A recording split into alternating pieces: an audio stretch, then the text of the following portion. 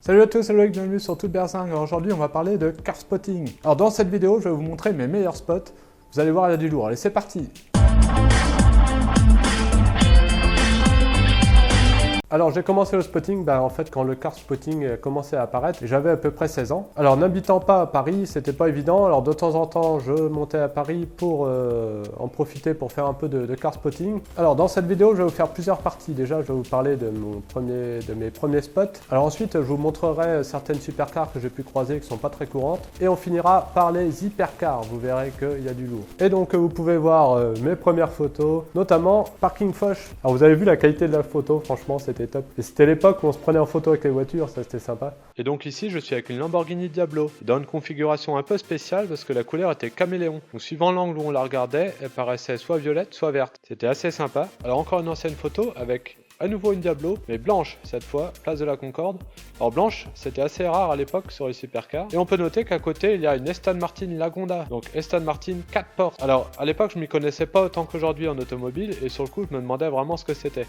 Et quand j'ai vu le logo Aston Martin, j'étais sur le cul. Je connaissais pas du tout ce modèle. Voilà, donc une voiture qu'on croise vraiment pas tous les jours dans la rue. Alors donc comme je vous l'ai dit, je suis de la campagne et à un moment je me suis retrouvé à Paris donc quand j'ai commencé à bosser donc en région parisienne et du coup c'était beaucoup plus facile de spotter. Donc en fait à cette époque-là en plus c'était vraiment le début du car spotting et j'avoue qu'à l'époque Paris était beaucoup plus garni qu'aujourd'hui au niveau supercar et même hypercar. Alors pour commencer avec les supercars assez rares. Donc je vais vous montrer tout d'abord l'Alfa Romeo 8C, 500 exemplaires seulement et donc celle-ci je me suis retrouvé par hasard à côté d'elle sur la 118, la fameuse côte de la 118. Et donc cette voiture, elle est magnifique déjà, hein. Alfa Romeo 8C, 500 exemplaires seulement, V8 5 litres 7, 450 chevaux, voilà. Alors des 8C, j'en ai vu deux autres aussi, parking de la place Vendôme, parking souterrain de la place Vendôme. Alors là c'est pareil, c'était un lieu incontournable pour le car spotting à l'époque. Alors ensuite une autre supercar assez rare que j'ai pu croiser, alors moins rare que la 8C c'est sûr, mais quand même à peu près 5700 exemplaires, donc c'est pas énorme. C'est la BMW Z8. Alors celle-ci je l'ai croisée à Tourette-sur-Loup dans le sud,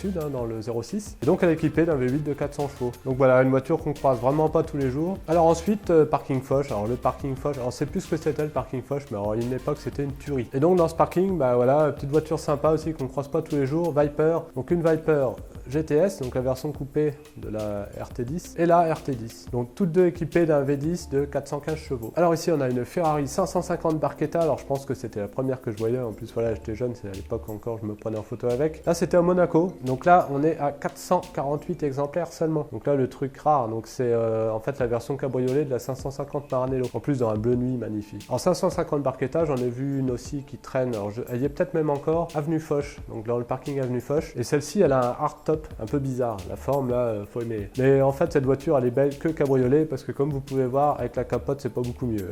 Alors après on a forcément la Super America, donc la version cabriolet de la 575e Maranello. Un peu moins rare celle-ci, 559 exemplaires. Donc celle-là j'ai pu la voir qui rentrait dans le parking avenue Foch et j'en ai vu une autre à Monaco. Autre supercar hyper rare que j'ai pu voir à Paris, la Ford GT 720 Mirage.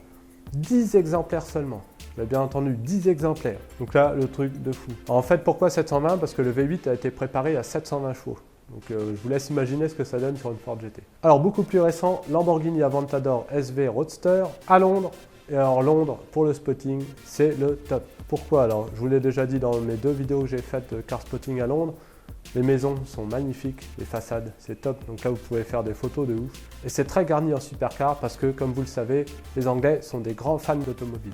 En plus, celle-ci dans un bleu, franchement, qui est magnifique. Là, c'est une des configs idéales. Alors après, une petite Lamborghini Countach, donc c'est pareil, c'est pas très courant. Avenue Foch, classique. Et alors là, attention, après, on a une Lamborghini Diablo SVR. Alors, 31 exemplaires, normalement non homologués pour la route. Et sur ces 31 exemplaires, quelques-unes ont été modifiées pour rouler sur la route, dont celle-ci. En même temps, on peut voir qu'elle est immatriculée en Angleterre. À mon avis, c'est pas un hasard parce que là-bas, c'est beaucoup plus facile d'immatriculer des voitures. Et donc voilà, là, une belle rareté, en plus magnifique. Et donc celle-ci était à Paris, au Palais de Tokyo. Autre Lamborghini assez rare, 350 exemplaires, c'est la Murcielago SV. Donc celle-ci, j'ai prise avenue Georges V à Paris. Donc là, pareil, hein, si vous faites du spotting, avenue incontournable. Celle-ci en couleur un petit peu turquoise à Genève. Donc là, pareil, à Genève, le top pour les bagnoles. Et pour finir cette section des supercars, c'est pas une rareté, mais c'est pour la beauté de la photo. J'adore cette photo. Une petite Lotus Exige V6, prise à Londres, juste pour vous montrer, voilà, parce que Comme j'arrête pas de vous dire, mais j'adore ces façades des maisons anglaises, voilà, avec les briques rouges et contours des fenêtres blancs. Et voilà ce que ça donne qu'on essaye de faire des belles photos. Je suis fan de celle-là. Donc voilà, maintenant il est temps de passer aux hypercars. J'allais dire supercars, mais non, hypercars. Alors j'ai croisé pas mal de hypercars en spotting. Et donc on va commencer par un classique, Bugatti Veyron. Donc là c'était devant le Plaza Athénée, donc c'est avenue Montaigne. Pareil, le Plaza Athénée à ne pas manquer quand vous faites du spotting à Paris. Et d'ailleurs, comme vous pouvez le voir, elle n'était pas seule. Donc il y avait la Veyron, une SLR et après encore derrière une Porsche Carrera GT. Donc là, le spot de fou. Une deuxième Veyron, donc avenue Georges V. Voilà. Immatriculée, pareil, aux Émirats. Sur les Champs-Élysées, Veyron bleu, très belle config. Donc celle-ci, c'est celle qui avait été saisie à un moment à un président de Guinée équatoriale, un truc comme ça. Voilà, donc c'était avant la saisie. Encore une Veyron, avenue Georges V cette fois, configuration plus classique. Encore une, même endroit. Mais c'est pas la même version. Donc devant le palais de Tokyo à Paris. Il y avait notamment cette Veyron là. Et comme vous pouvez le voir, il y avait encore du monde derrière. On en parlera tout à l'heure. Alors j'ai vu beaucoup de Veyron, oui, mais aussi des versions spéciales. Comme ici, on a la version centenaire. Et la centenaire, c'est seulement 4 exemplaires. De 4 couleurs différentes. Une rouge qui représente l'Italie, pilote italien Achille Varzi. Une verte, couleur de la Grande-Bretagne, pour le pilote Malcolm Campbell. Une beige pour l'Allemagne. Alors beige, ouais, parce que normalement c'est blanc, la couleur des voitures allemandes, qui est devenu gris après, enfin on va pas parler de ça aujourd'hui, pour Hermann zu Leiningen. J'ai peut-être mal prononcé, mais c'est pas grave. Et enfin, une bleue pour la France, forcément, en hommage au pilote Jean-Pierre Vimulu. Voilà, et donc cette Veyron est sortie pour les centenaires de Bugatti, d'où son nom. Voilà, donc 4 exemplaires seulement. Donc celle-ci, c'est la bleue qui a été wrappée, en fait, que je trouve dommage, personnellement. Alors après, un jour, on a eu une chance de fou. Avenue Foch, dans le parking, il y avait une Veyron sans noir. Alors là, sans noir, c'est seulement 12 exemplaires et une configuration que j'aime beaucoup. Alors généralement, on voyait cette voiture, mais elle était derrière du grillage, enfin dans un box grillagé, donc on la voyait qu'à travers le grillage, et souvent elle était bâchée. Et là, on arrive, ils étaient en train de tourner un clip de rap avec une SLR Brabus, que je vous montrerai après, qui était juste à côté. Et du coup, ils avaient ouvert aussi le box de la Veyron sans noir. Et les mecs étaient assez sympas, le gars qui s'occupait des voitures, il nous a ouvert la sans noir, donc j'ai pu voir l'intérieur de la sans noir, on a pu l'approcher de près et tout, donc ça c'était génial, on a eu du pot sur ce coup-là. Alors ici, une Grand Sport Vitesse, donc c'est la version cabriolet de la Super Sport. Donc la Super Sport, c'est la version 1200 chevaux de la Veyron. Et donc là, c'était place de la Concorde devant le Crillon. Donc config assez sympa, donc rouge et noir. On inverse les couleurs, le rouge passe en bas, le noir passe en haut. Donc ça, c'est avenue Hoche. Alors c'est pareil, devant le Royal Manceau. Si vous avez l'occasion d'y aller, vous allez voir dans d'autres photos qu'il peut y avoir des voitures très très sympas. Donc cette Veyron, on l'a revue sur les Champs-Élysées. Voilà, le mec qui se promenait de temps en temps avec, donc j'ai pu l'avoir roulé. Ah, alors là, attention, exemplaire unique de Bugatti Veyron, la L'Or Blanc. Désolé, à l'époque, je faisais quand même déjà des photos qui étaient assez potables, mais je n'avais pas encore compris la balance des blancs, et là, il y a clairement un problème de balance des blancs. C'est pas grave, c'est pas le but aujourd'hui. Voilà, cette voiture, exemplaire unique, très exceptionnelle cette voiture, parce qu'il y a des parties de la voiture qui sont en porcelaine, en vraie porcelaine. Vous avez toute la grille arrière qui est en porcelaine. Je crois que de mémoire, vous avez des caches-moyeux en porcelaine. À l'intérieur aussi, vous avez de la porcelaine. Enfin, c'est un truc de fou, quoi. La porcelaine dans une voiture, c'est un truc incroyable. Et donc ce design, ce dessin, en fait, c'est de la peinture, hein. C'est pas un wrap, hein. C'est la vraie, elle est vraiment sortie comme ça d'usine. C'est un exemplaire unique fait exprès. Je sais pas, en fait, ça peut paraître bizarre sur les photos, je vous l'accorde, mais en vrai, je vous assure, elle est superbe. C'est une œuvre d'art, cette voiture. Alors, je vous parlais juste avant du Royal Manceau, avenue Hoche. Regardez l'alignement qu'il y a là. On a une Veyron Super Sport, juste derrière une Pagani, et vous allez voir qu'il n'y a pas que ça. Alors cette Super Sport, le gars il roulait avec de temps en temps, ben voilà, sur les Champs-Élysées. Donc ça, je vous rappelle que c'est la version 1200 chevaux. Alors je sais pas si on voit bien sur la photo, elle est un peu sombre. En fait, donc c'est un émir, hein, et il a les gardes du corps de la voiture.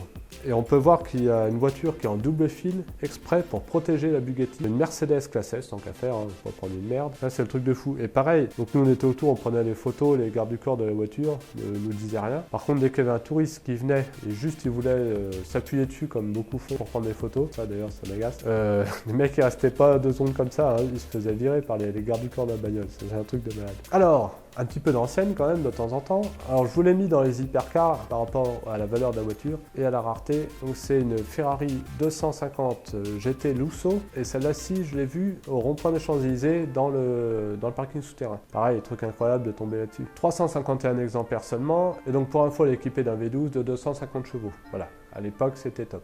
On reste dans les anciennes, avenue Foch, Ferrari 365 GT 2+2, moins rare, 800 exemplaires, enfin ça reste rare quand même. V12, 320 chevaux, Là, ça pousse déjà un peu plus. Alors, Place Vendôme, je vous ai montré ce qu'on pouvait trouver dans le sous-sol. Je vous ai pas montré ce qu'il pouvait y avoir aussi à l'extérieur. Donc là, par exemple, 599 GTO, 599 exemplaires, ils ne sont pas foulés. Voilà, donc devant le Ritz. Alors, maintenant, on a la Ferrari Enzo, 399 exemplaires. Et regardez-moi cette superbe photo avec du flash de nuit, c'est top. Moche. Voilà, donc là, on est au Crillon, place de la Concorde. Ah, on retourne au Palais de Tokyo, où il y avait la Veyron, la Diablo SVR. Donc, la fameuse Enzo que je vous ai montré tout à l'heure derrière, elle est là. La même Enzo qui était revenue le même jour, hein, on l'a suivi, devant le Plaza Athénée, avenue Montaigne. Et donc là, j'ai pu essayer de m'amuser à faire des photos sympas avec. J'ai peut-être un peu trop poussé sur les couleurs. Bon, bref. Alors juste la Enzo, j'ai pas de photos, mais comme quoi on peut en croiser n'importe où. Elle venait de sortir, mais elle venait vraiment tout juste de sortir. Dans le Loiret, en pleine campagne, j'arrive à un rond-point, une Enzo qui arrive d'ici. Je peux vous dire que ça surprend. Sur le coup, et du coup, elle s'est retrouvée derrière moi. C'était dans le début que je conduisais, hein. J'avais encore mon A au cul, j'avais ma Renault 21 diesel. Là. Elle était derrière, et alors là, je peux vous dire que sur une départementale, je regardais plus que le rétro, je regardais plus du tout devant moi. Et en fait, le mec, il roulait tranquille parce que j'étais obligé de le ralentir, parce que moi, je roulais déjà 100, 110. J'étais obligé de le ralentir pour l'attendre, quoi. Donc, et après, il a pris l'autoroute à 6 comme moi, et bah là, au péage, il était derrière moi. On s'est lancé sur l'autoroute, donc moi, j'étais là, avec ma petite R21. Et lui, froum, et là, poum, au revoir. C'est parti. Ah, alors là, c'est une vieille photo, j'ai pris un peu comme j'ai pu sur les Champs-Élysées. Une F40, alors là, c'est dingue. On traverse un passage piéton, une F40 qui nous tombe dessus, sortie de nulle part, voilà. La F40, c'est une hypercar beaucoup moins rare que certaines. Elle a été faite quand même à 1311 exemplaires, c'est quand même pas mal. Équipée d'un V8, turbo, 478 chevaux à l'époque, c'était beaucoup, c'était énorme. J'ai spoté une autre F40, notamment avenue Foch, dans le parking, le fameux parking. Là, un petit problème, ça fait un petit clin d'œil. Bon. Ah, alors là, c'était au Mans, une F50 dans la rue, garée, normal.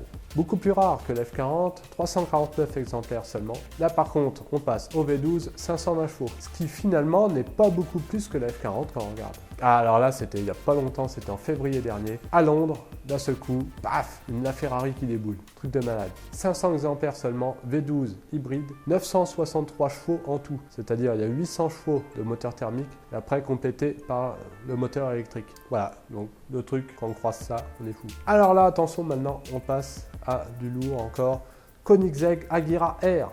Donc Koenigsegg, pour ceux qui ne connaissent pas, marque suédoise, concurrente de la Bugatti Veyron, concurrente directe même. Celle-ci, 18 exemplaires seulement. Par contre, contrairement à Bugatti Veyron, elle a seulement un V8 5 litres, mais elle fait quand même 1140 chevaux. Et elle marche à l'éthanol, le 85. Vitesse maxi, 457 km/h. Elle a battu la Veyron. Le prix, à peu près 1 500 000 €. Une paille. Et donc là, celle-ci, j'ai prise à Paris, avenue Montaigne, donc devant le Plaza Athénée. Et comme vous pouvez voir, il y avait du lourd aussi devant. On en reparle après. Encore cette même Agera R, et cette fois-ci, c'était Royal Monceau. Derrière, la Bugatti Veyron centenaire qu'on a vu tout à l'heure. Toujours cette même Agera R, parking Foch. Voilà, garé comme ça, personne autour. Ça veut dire que là, tu peux te pointer, toi, avec ta petite Twingo, et te garer à côté. Pas de problème. Alors ensuite, avenue Georges V, Koenigsegg CCX Air Special One, en couleur turquoise. C'est la couleur spéciale, je crois, du prince d'Abu Dhabi, si mes souvenirs sont bons. Donc, qui dit Special One, dit exemplaire unique. V8 4 litres 7, 1018 chevaux. Fonctionne également à l'E85, 417 km/h. Donc, celle-là, c'est la version d'avant la Agera R. Alors, dans cette config, elle est magnifique. Alors, vous voyez, hein, le système de porte, très particulier. L'ouverture de porte, j'adore. Une SLR en couleur assez sympa, là, on voit pas très bien, mais elle était bleu nuit, et ça, c'était à Cannes. À l'époque où j'avais du mal à faire des photos de nuit, j'utilisais le flash, truc que j'aime faire. V8 5 litres 4, 626 chevaux, voilà. Alors des SLR, j'en ai eu plusieurs. Là, par exemple, c'est à Nancy. À Nancy, parce que j'ai fait mes études à Nancy. Je ne sais pas si elle est toujours, mais pendant longtemps, il y a eu une SLR là-bas. Donc pas très courant dans les villes de province. Quoique je sais qu'il y en a une aussi sur Orléans. Là, on en a une encore au Prince de Galles.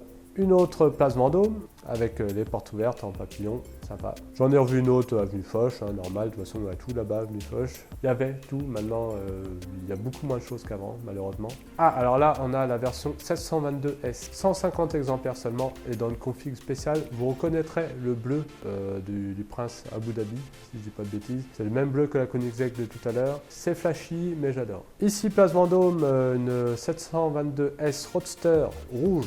Rouge, voilà, c'est pas courant pour cette voiture. Encore une 722S Roadster grise cette fois, plus classique, avec le 722 là sur la porte, ça flash. Encore une 722S Roadster blanche cette fois, avec la Veyron centenaire avant qu'elle soit wrappée. Donc ça c'était dans le parking de la place Vendôme. Encore une 722S finalement, c'est super rare mais j'en ai vu plein. Donc là c'était Plaza Athénée. Ah, je vous en ai parlé tout à l'heure, donc le clip de rap, donc c'était tourné avec cette voiture là.